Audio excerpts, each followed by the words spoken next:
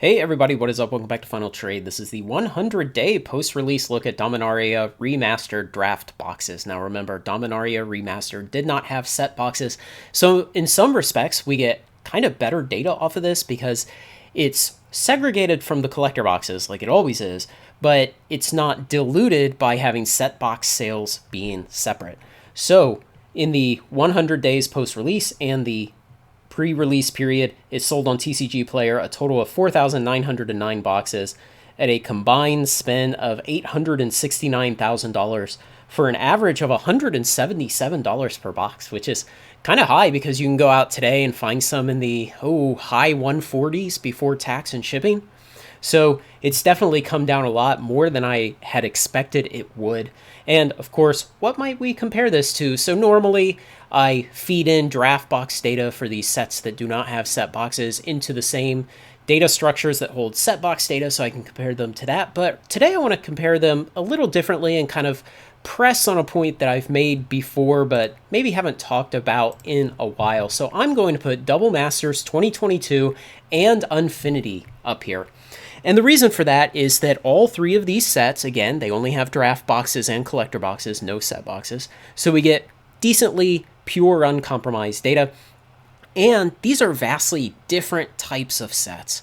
Double Masters 2022 is, of course, a real master set with some of the most incredible and crazy cards in Magic's history. And the Dominaria Remastered, it is merely a disguised master set, a say half master set, if you will. And so it has a lot of very, very great cards from Magic's history, but it's not nearly as loaded as a true master set. And then we have Unfinity, which is kind of like the worst product that WotC makes for Magic. The unsets, they're always just not that popular. They kind of serve a niche market and they don't have wide appeal. And so I wanted to put those three up here just for that reason, to kind of point out the difference. And you can see how low the total spend line for Unfinity was out to its 100-day mark, and the Double Masters 2022 line is literally 10 times as high, almost 10 times as high. And so something that this makes me think about is development costs on WotC's side. You know, if you think about what it costs to develop these three sets, well, certainly Double Masters 22 and Dominaria Remastered reused a lot of old artwork. Yes, they did have to commission some new ones, and they did have to do a decent amount of graphic design to take, say, new artworks and throw them on the regular card frame and the retro card frame, but to take more modern, already existing artworks, throw those on the retro frame, and take very old artworks and throw them on the modern frame. And so you had that kind of work going on, and, you know, at least the claim is that these are all play tested to be draftable. Well, you know, your opinion on that may vary, but they claim that it was done, and we should expect, to any extent that that's ever done, that it was done for all three of these. But Unfinity probably had the highest demands during development in terms of artwork. It probably had the most new artwork of the three of these sets. And realistically, you should probably expect that Unfinity costs the most out of these three sets for WotC to develop. And yet, look at its sales. Look how low they were. And this kind of calls into question the unrelenting release schedule that WotC has. Really, was Unfinity worth making? It was an unset. Those aren't very popular. Maybe we should only get one every 10 years or so, if that, if they should do them at all. And you can see how little money it made on TCG Player, how low the sales were, and we might expect that its development costs were similar or possibly higher than these other sets that way outsold it.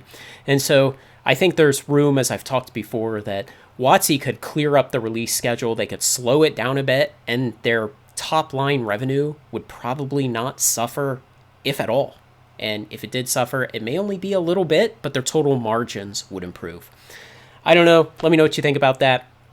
I think that they're releasing way too many products, and when it comes to things like Unfinity that are unpopular, yeah, cut those. But Dominaria Remastered, it's done well. The prices are down. It's a wonderful product, and you should be buying it because 5 years from now, people will look back at it as one of the great products of this era. And one last thing, TCG Player is having a bonus buck sale this Friday. It will be up to 15% off if you're at the 3% subscriber level in their Infinite service.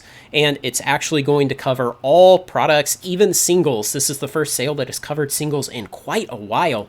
So to my patrons, there is already a post over on Patreon. It's just an empty shell right now. I'll be filling it in tonight, tomorrow, and Thursday, leading up to the sale on Friday. If you want to see that, join the Patreon. It's $4 a month. You get access to things like that. You get access every time I buy a TCG product for long-term investment. I post it over there with links so people can follow along. They can buy at the same time if they want. And it gives you first line availability for discussion with me, actually getting a response, because the volume of YouTube responses of comments has grown to the point where I can't respond to all of them. So if you want to have reliable discussion with me over there, it's $4 a month. Join the Patreon. Otherwise, like, comment, share, and subscribe, and join me on Final Trade. Thanks a lot, everyone.